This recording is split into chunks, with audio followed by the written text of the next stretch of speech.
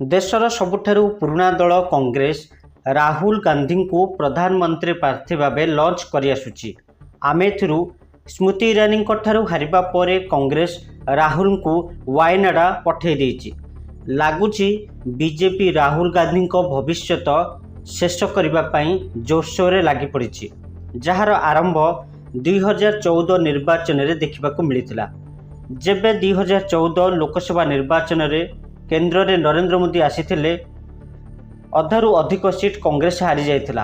पर 2019 रे मोदी पुणी थे प्रधानमंत्री होइतिले एवं कांग्रेस पुणी थे हारी जाइथिला।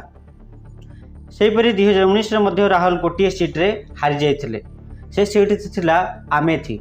बीजेपी स्मृति ईरानी एवं कांग्रेस राहुल गांधी मध्य कड़ा टक्कर होइतिला, किंतु स्मृति ईरानी राहुल गांधी को अति सहजरे हराई देथिले।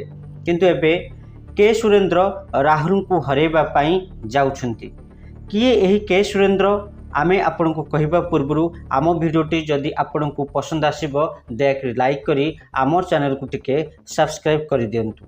दर्शक बंधु 2024 लोकसभा निर्वाचन रे एथर भी कांग्रेस राहुल गांधी को चेहरा करी कांग्रेस मैदान को ओह्लाइछि।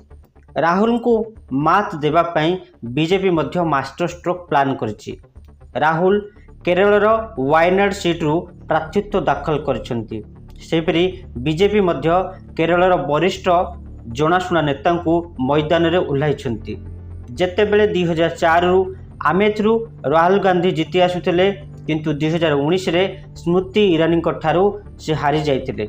सेही 2019 रे राहुल गांधी भारतर दुईटी स्थान निर्वाचन लड़ुथिले।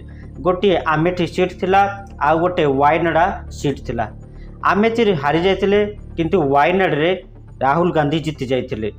किंतु एबे वायनाड रु पुणी थे नामांकन भरिसेंती राहुल गांधी। बीजेपी मध्य वरिष्ठ नेता के सुरेंद्र को वायनाड सीट रु टिकेट देइछि। किए ताहले के सुरेंद्र? दर्शक बंधु, वरिष्ठ नेता के सुरेंद्र केरल बीजेपी वर्तमान अध्यक्ष अछंती। वायनाड रु राहुल विरुद्ध निर्वाचन बर्तमान से लड़िबा जाउछंती। सुरेंद्र 2009 रे कासरगोड विधानसभा निर्वाचन लड़िथिले, किंतु सीपीआईएम ठारू से हारी जाइथिले। 2014 रे पुणी थे कासरगोड लड़िथिले, किंतु पुणी थे से हारी जाइथिले। 2019 रे पाथाना मथिरा सीट रु पुणी लड़िले, किंतु कांग्रेस ठारू हारीगले। केरल इलेक्शन रे निज भाग्य परीक्षा कर देइछंती के सुरेंद्र। 2011 रे मंजेश्वर सीट रु लड़िथिले, किंतु आईयूएमएल प्रार्थी ठारू हारी जाइथिले। 2016 रे मंजेश्वर सीट रु लड़िथिले, मात्र 89 भोट रे के सुरेंद्र हारी जाइथिले। 2019 रे कोन्नी उपनिर्वाचन लड़िथिले, किंतु सीपीआईएम ठारू हारी जाइथिले। 2021 विधानसभा निर्वाचन रे सुरेंद्र दुईटी सीट रे लड़िथिले, किंतु दुईटी जाक सीट रु हारी जाइथिले। मंजेश्वर रु 745 एवं कोन्नी रु 29,507 भोट रे सुरेंद्र हारी जाइथिले। सुरेंद्र 3 थर लोकसभा एवं 5 थर विधानसभा निर्वाचन में ओह्लाइछंती। आज पर्यंत 8 थर निर्वाचन लड़ी सारी, किंतु भाग्य साथ देनी। किंतु एथर बीजेपी के सुरेंद्र को वायनाड निर्वाचन में लड़ाउछंती। आपण भाबुथिबे 8 थर हारिथिबा लोकों को बीजेपी एठी प्रार्थी काहेकि देछि? आपण जानि नथिबे जे 2021 विधानसभा निर्वाचन में बीजेपी एठी गोटे भी सीट जीति पारि नथिला। सेतिपय आज पर्यंत केरल बीजेपी संघर्ष करछि। एठी दिनकु दिन भोट परसेंटेज बीजेपी बढ़ुछि। एथर भी के सुरेंद्र राहुल गांधी को हुए तो मात दे पारंती।